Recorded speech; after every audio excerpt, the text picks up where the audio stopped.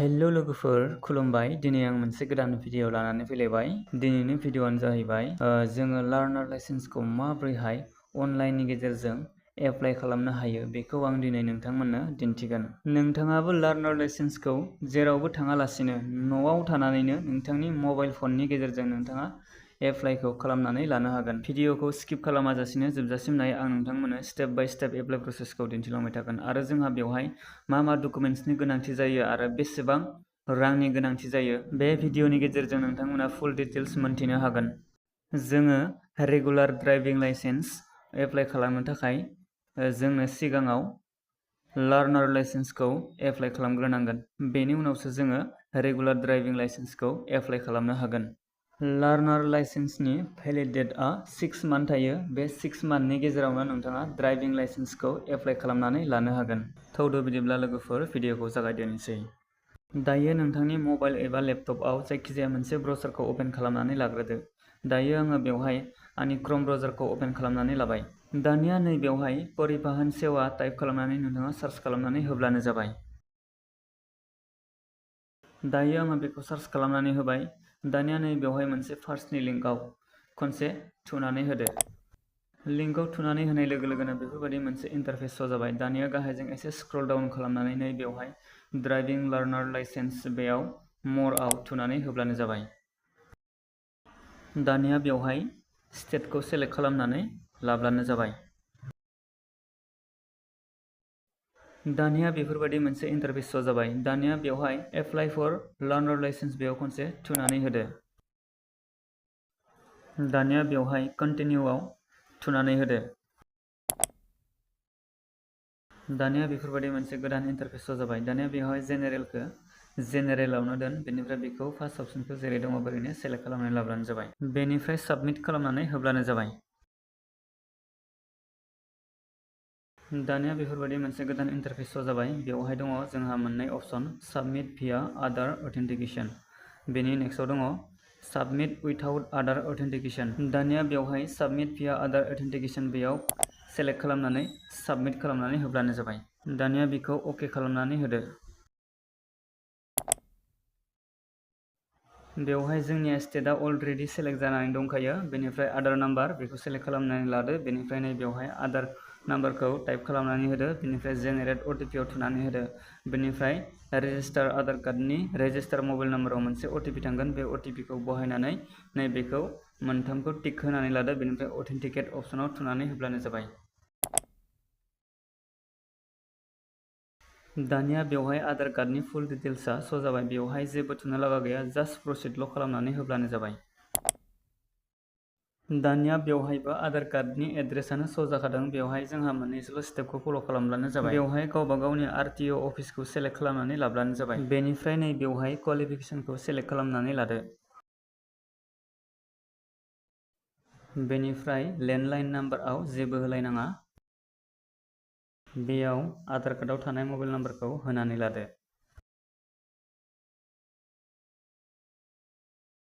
दानिया एड्रेस सेक्सनाव जोंहा स्टेटआ सेलेक्टखा, डिस्ट्रिक्टआबो अलरेडि सेलेक्टखा। बेवहाय साब डिस्ट्रिक्टखौ सेलेक्ट खालामनानै होदो। बेनिफ्राय भिलेजखौबो सेलेक्ट खालामनानै लाब्लानो जाबाय।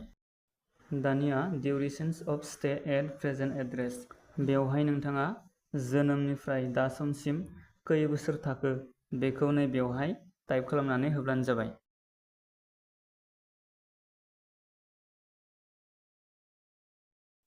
दानिया गाहायजों एसे स्क्रल डाउन खालामनानै नै बेवहाय माखासे अपसनफोर दङ। लार्नार लाइसेन्सनि थाखाय नोंथाङा बाइकआव बानायगोन ना कारआव बानायगोन ना मायाव बानायगोन बेनिफ्राय नोंथाङा अपसनखौ सेलेक्ट खालामनानै लाब्लानो जाबाय। दायो आङो बेवहाय बाइक आरो कार मोननैखौबो सेलेक्ट खालामनानै लागोन। बेयाव LMVआ जाबाय कार, बेनिफ्राय MCWG बेयो बाइकनि थाखाय। दायो आङो बाइक आरो कार मोननैखौबो सेलेक्ट खालामनानै होबाय। दायो जोंहा दङ सेल्फ डिक्लारेशन फर्म 1 बेखौ जोङो फिल आप खालामनांगौ। दानिया सेल्फ डिक्लारेशन बेयाव खनसे थुनानै होदो। दायो जोंनि डिक्लारेशन फर्मआ श' जाबाय। बेवहाय नाम्बार ए खौ नो होदो, नाम्बार बि खौ येस होदो, बेनिफ्राय नाम्बार सि खौ नो होदो, नाम्बार डि खौबो नो होदो, नाम्बार इ खौबो नो होदो, नाम्बार एफ बेखौबो नो होदो। दानिया बेखौ टिक खालामनानै साबमिट बाटोनाव थुनानै होब्लानो जाबाय। दानिया बेखौ अके खालामनानै बेकआव थुनानै होब्लानो जाबाय। दायो जोंहा नै बेवहाय दङ I am willing to donate my organs in case of accidental death। जुदि नोंथाङा बायचान्स एक्सिडेन्टजों डेथ जायोब्ला नोंथांनि अर्गान्सखौ नोंथाङा डनेट होनो सानो नामा? जुदि सानोब्ला येस होदो, सानाब्ला न' होब्लानो जाबाय। दायो आङो बेवहाय न' होबाय। दायो आङो बेवहाय केपचा क'डखौ थुनानै साबमिट खालामनानै होबाय।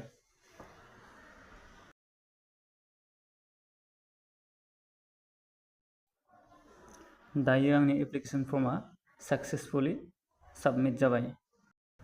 एप्लिकेसन रेफारेन्स स्लिप बेयो श' जाबाय। दानिया बेखौ नोंथाङा स्क्रिनशट एबा डाउनलड खालामनानै लाखिब्लानो जाबाय। बेवहाय जोंनो एप्लिकेसन नाम्बारखौ नांगोन। दानिया नेक्स्ट बोटोनाव थुनानै होदो। दानिया बेवहाय एप्लिकेसन नाम्बारखौ टाइप खालामनानै लादो, बेनिफ्राय डेट अफ बार्थखौ टाइप खालामनानै लादो, बेनिफ्राय केपचा क'डखौ थुनानै नोंथाङा साबमिट बोटोनाव थुनानै होब्लानो जाबाय। दानिया बेवहाय एप्लिकेसन फर्मआ श' जाबाय। दायो बेवहाय जोङो प्रिन्ट एक्न'लेजमेन्ट बेयाव थुनानै नोंथाङा एक्न'लेजमेन्ट रिसिप्टखौ डाउनलड खालामनानै लानो हागोन।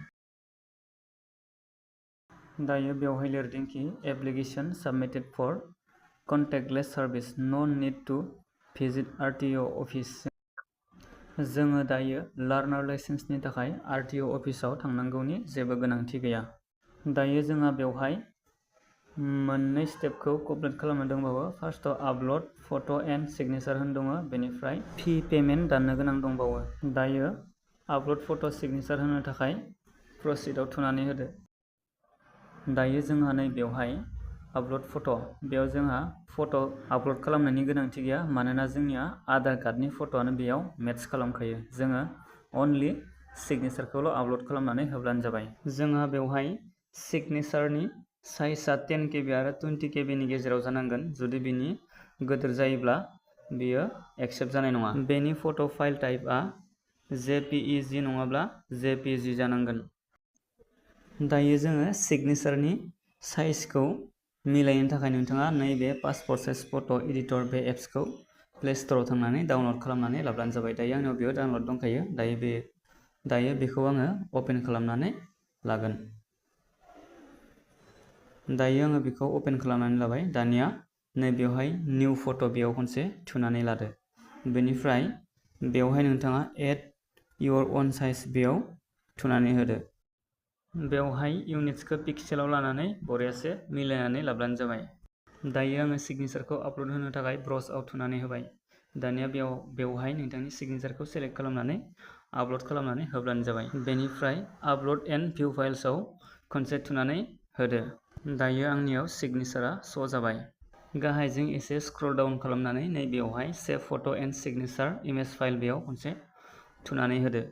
दायो आंनियाव सिगनेचारआ आपडेटेड साक्सेसफुली जाबाय। दानिया नेक्स्टआव खनसे थुनानै होदो। दायो जोंहा नेक्स्टआव दंबावो फी पेमेन्ट खालामनो लागा दंबावो। दायो पेमेन्ट खालामनो थाखाय प्रसिडआव थुनानै होब्लानो जाबाय। दायो बेवहाय जोंनि पेमेन्टआ श' जाबाय। बेवहाय टटेल एमाउन्टआ 850 थाखा, 850 रुपिस। बेवहाय इस्यु निउ लार्नार लाइसेन्स, बेयाव मटरसाइकेल उइथ गियार बेनि थाखाय 150 रुपिस। बेनिफ्राय इस्यु निउ LL, बेवहाय लाइट मटर भेहिकल कारनि थाखाय 150 रुपिस। बेनिफ्राय LL टेस्टनि थाखाय 50 थाखा। भेलु एड फिसआव दङ 500। गासै टटेल एमाउन्टआ 850 रुपिस। जुदि नोंथाङा सिंगोल अनलि बाइकनिल' बानायोब्ला फिसआ एसे खमायगोन, 650 रुपिस जागोन अनलि बाइकनिल'बा। दायो पेमेन्ट अपसननि थाखाय नैबेवहाय सेलेक्ट खालामना ला EGRS, बेखौ सेलेक्ट खालामना लादो। बेनिफ्राय नैबेवहाय केपचा क'डखौ थुनानै पे नाउआव खनसे थुनानै होदो। बेवहाय आइ एग्रि खालामनानै प्रसिड फर पेमेन्टआव थुनानै होब्लानो जाबाय।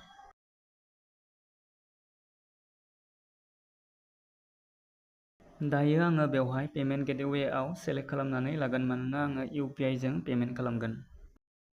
दानिया बेंक सेक्सनाव बेंकखौ सेलेक्ट खालामनानै लाब्लानो जाबाय। दायो आङो बेवहाय कानारा बेंकखौ सेलेक्ट खालामनानै लागोन। एग्रि खालामनानै प्रसिड फर पेमेन्टआव थुनानै होब्लानो जाबाय। बेवहाय GRN नाम्बारखौ स्क्रिनशट खालामनानै लाखिब्लानो जाबाय। बेयाव टार्म एन्ड कन्डिशनखौ एक्सेप्ट खालामदो, बेनिफ्राय कनफार्म पेआव थुनानै होब्लानो जाबाय।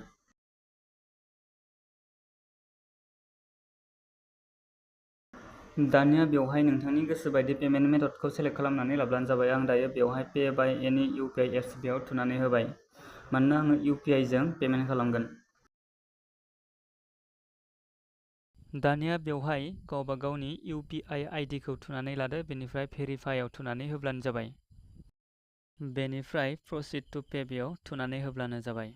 बेनिफ्राय नोंथांनि पेटिएम बा गुगल पे बा फनपे बेयाव नोंथांनियाव मोनसे मेसेज थांगोन। बे मेसेजाव थांनानै नोंथाङा बेखौ पे खालामनानै होब्लानो जाबाय। नै बेवहाय जोंनो 4 मिनिट्स टाइम होदो पे खालामनो थाखाय।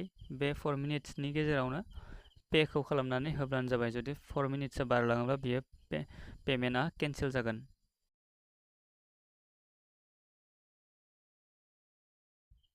दायो आंनियाव पेमेन्टआ साक्सेस जाबाय। दायो बेखौ क्लिक हियार फर प्रिन्ट रिसिप्ट बेयाव थांनानै नोंथाङा पेमेन्ट रिसिप्टखौ डाउनलड खालामनानै लाब्लानो जाबाय। दायो जोंहा बेनि उनाव दंबावो लार्नार लाइसेन्सनि थाखाय एग्जाम टेस्ट होनो दंबावो। बेखौ आङो नोंथांमोननो दिन्थिगोन माबोरैहाय जोङो बे टेस्टखौ अनलाइननि गेजेरजों होनाय जायो। दानिया बेवहाय हमाव थुनानै होब्लानो जाबाय। दानिया बेवहाय एप्लिकेसन स्टेटासआव खनसे थुनानै होदो। दानिया बेवहाय एप्लिकेसन नाम्बारखौ होदो, बेनिफ्राय डेट अफ बार्थखौ होदो, बेनिफ्राय केपचा क'डखौ थुनानै साबमिटआव थुनानै होब्लानो जाबाय। दानिया बेयाव एप्लिकेसन फर्मआ श' जाबाय। दानिया जोङो बेवहाय नुबाय गासैबो इसुफोरा जोंनिया बेवहाय कमप्लिट जाजोब्बाय। दायो जोङो LL टेस्ट लानो थाखाय गिबियाव जोङो रड सेफ्टि भिडिअखौ नायग्रोथारनांगोन। रड सेफ्टि भिडिअखौ नायनो थाखाय नै बेवहाय क्लिक हियार बेयाव थुनानै होब्लानो जाबाय। बेवहाय एप्लिकेसन नाम्बारखौ थुनानै जेनेरेट OTP आव थुनानै होब्लानो जाबाय। बेवहाय नोंथांनि रेजिस्टार मबाइल नाम्बाराव मोनसे OTP थांगोन। बेयाव OTP खौ टाइप खालामनानै लेंगुवेजखौ सेलेक्ट खालामदो, बेनिफ्राय साबमिटआव थुनानै होब्लानो जाबाय। दानिया बेवहाय थुनानै भिडिअखौ प्ले खालामब्लानो जाबाय। भिडिअखौ स्किप खालामनो नाङा, बेखौ फुल कमप्लिट भिडिअखौ नायजोब, अब्लानो बेयो हारसिंनो रिडाइरेक्ट जालांगोन। दायो आंनि भिडिअआ कमप्लिट जाबाय। दानिया नै बेवहाय कनफार्म खालामनानै साबमिटआव थुनानै होब्लानो जाबाय। दायो आंनियाव LL टेस्टनि टिउटरियेल भिडिअआ साक्सेसफुल जाबाय। दानिया बेवहाय LL टेस्टआव थुनानै होब्लानो जाबाय। बेनिफ्राय नै बेवहाय LL एप्लिकेसन नाम्बार, नोंथांनि लार्नार लाइसेन्स एप्लिकेसन नाम्बारखौ बेयाव थुनानै होदो, बेनिफ्राय केपचा क'डखौ थुनानै साबमिटआव थुनानै होब्लानो जाबाय। दानिया बेवहाय गावबा गावनि LL एप्लिकेसन नाम्बारखौ टाइप खालामनानै लादो, बेनिफ्राय डेट अफ बार्थखौबो टाइप खालामनानै नोंथांनि रेजिस्टार मबाइल नाम्बाराव मोनसे मेसेज थांगोन। बे मेसेजाव नोंथाङा पासवर्ड मोनगोन। बे पासवर्डखौ बेवहाय टाइप खालामनानै होब्लानो जाबाय। बेनिफ्राय बेवहाय नोंथांनि मबाइल एबा लेपटपआव मोनसे केमेरा अपेन जागोन। बे केमेरायाव नोंथाङा नोंथांनि फेसखौ बरियासे केपचार खालामनानै अथेन्टिकेटआव बेयाव थुनानै होब्लानो जाबाय। अथेन्टिकेटआव थुनायनि उनाव नोंथाङा लेंगुवेजखौ सेलेक्ट खालामनानै लाब्लानो जाबाय। दायो आंनियाव एग्जामा स्टार्ट जाबाय। जोंनियाव एग्जामाव 10टा कुइसन थागोन 10 मिनिटनि थाखाय। नोंथाङा बेयाव 6टाखौ एटेम्प्ट खालामनांगोन। जुदि नोंथाङा 6 मार्कनि खम मोनोब्ला फेल जागोन। फेल जायोब्लाथाय नोंथांनि लार्नार लाइसेन्सआ ओंखारनाय नङा। फेल जाब्लाबो खुनु गिनांगौनि गोनांथि गैया। नोंथाङा नेक्स्ट टाइम एग्जामखौ लाफिननो हायो। नेक्स्ट टाइमाव जुदि एग्जामखौ लाफिनोब्ला 50 रुपिस पेमेन्ट दाननांगौ। बेनिखायनो एग्जाम टेस्टखौ लानायनि सिगाङावनो नोंथाङा माखासे रड साइननि कुइसनफोरखौ नायनानै लाग्रोबानो जाबाय। इउटुबाव माखासे रड साइननि कुइसनफोरखौ मोननो हागोन। नोंथाङा बेनिफ्राय नायनानै बरियासे एग्जामखौ होनो हागोन। भिडिअआ एसेनोसै लोगोफोर। जुदि नोंथाङा एप्लाइ खालामनायाव माबाफोर प्रब्लेम मोनदोंब्ला आंखौ मेसेन्जाराव कन्टेक्ट खालामब्लानो जाबाय।